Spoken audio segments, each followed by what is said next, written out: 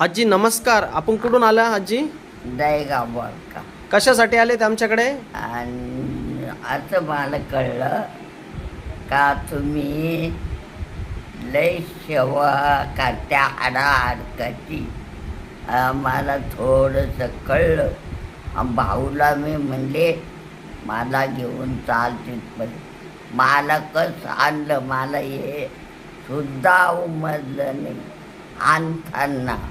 आणि मग इथं आणलं आणि डॉक्टर भाऊनं मला आधी झोपायचे तर झोपले.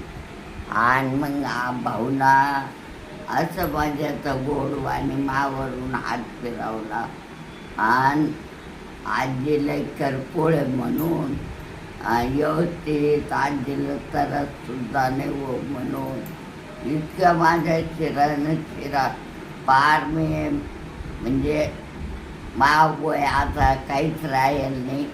मी त्या परिस्थितीत माझ्या देवाच्या घरी जागोगी. पण आता भाऊचा हात पडला.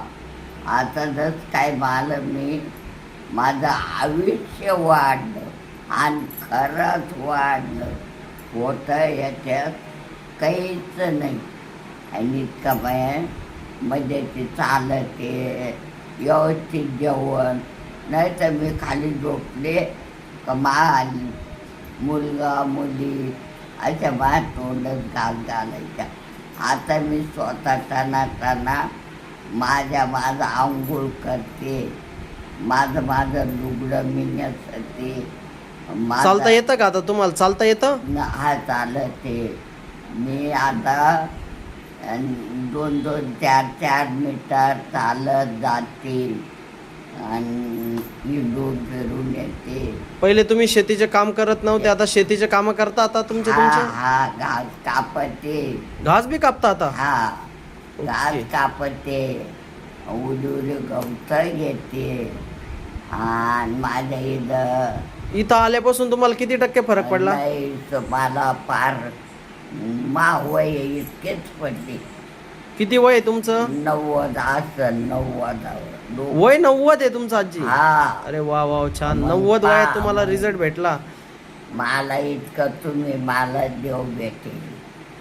ओके. मला- बाकी पेशंटला काय सांगू शकता आजी तुम्ही? मी ना आता काय तुम्हाला सांगू. हा मला जे खरं आहे मी माळ करीन बाई आहे. मी डॉक्टरला म्हणलं माझ्याच रक्ताने काय